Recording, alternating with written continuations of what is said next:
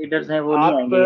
आप देखें, जो आप बात कर रहे हैं, हमने जो बात आगे पहुंचानी है इस एग्जाम में, आपसे जो रिक्वायरमेंट है जी वो, सर। आपको देखा जाएगा कि आपने अपना एनालिसिस कितने सोर्सेज को कंसल्ट करके, कितनी किताबें पढ़ के, कितने रिसर्च आर्टिकल्स पढ़ के आपने अपना एनालिसिस उससे डिराइव किया है।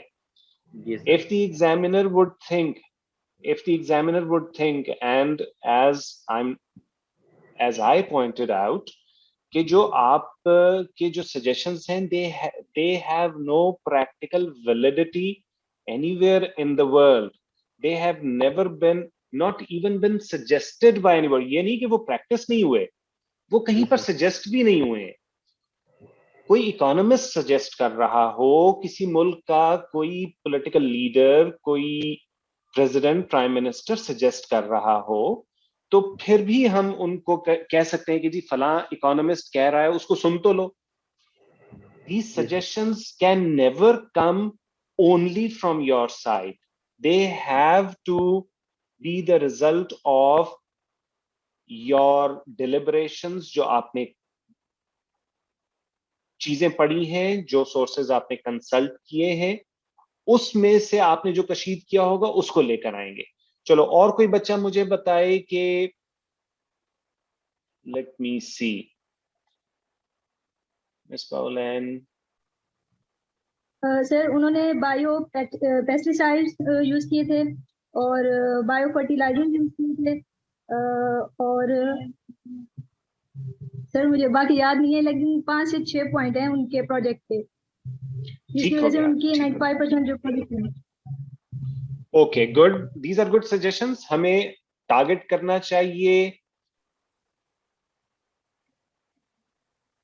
एग्रीकल्चरल सेक्टर को। इकोनॉमी के लिए जनरली अच्छी सजेशन है, लेकिन हमारा हमारा जो आज का क्वेश्चन था वो ये था कि टैक्स बेस कैसे बढ़ाई जाए, और क्या प्रोसीजर्स हो सकते हैं, क्या स्टेप्स लिए जा सकते हैं, क्या इंसेंटिव्स गवर्नमेंट दे सकती है कि वो टैक्स बेस को ब्रॉडन करे।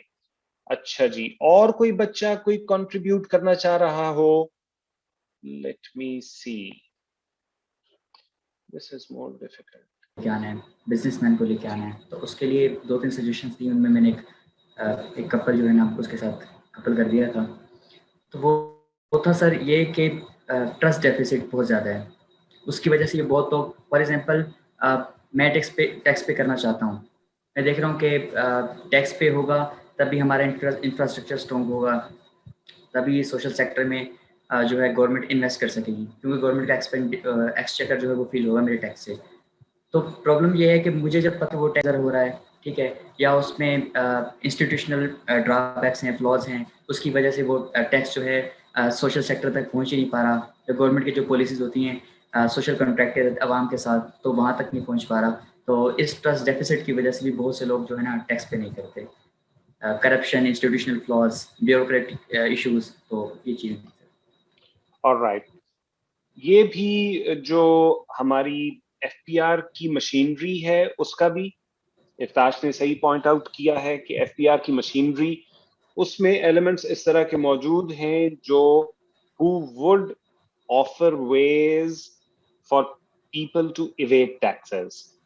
So the government, if we can bring in 5 chairmen, federal board of revenue, 5 chairmen in 2.5 years, or in less than 3 years, तो हम इस मशीनरी की ओवरहॉल के लिए और इनके डिसिप्लिन के लिए भी हमें कुछ स्टेप्स करने चाहिए। That is correct.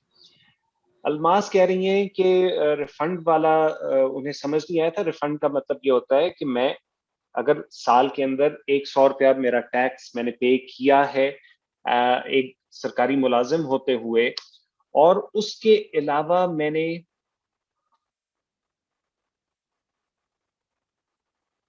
अपने मोबाइल फोन को चार्ज करते हुए, उसके बिल पे करते हुए उस पर टैक्स पे किया, प्रॉपर्टी का टैक्स पे किया, इन टैक्सेस पे बीइंग अ गवर्नमेंट सर्वेंट में मुझे 100 में से हो सकता है 2 रुपए मुझे वापस मिल जाए या 1 रुपया मुझे वापस मिल जाए, उसको हम रिफंड कहते हैं। इसको इंसेंटिवाइज किया जा सकता है कि जो टाइम पे अपनी टैक्स रिटर्न्स फाइल करेंगे उनको इंसेंटिव दे गवर्नमेंट के, उनका रिफंड, उन्हें जो 100 में से 1 या 2 रुपए उन्हें वापस मिलने थे, वो 1 रुपया उनको फौरन मिल जाएगा, with in the next 15 to 20 days उन्हें वापस मिल जाएगा. तो that is what I meant by refund.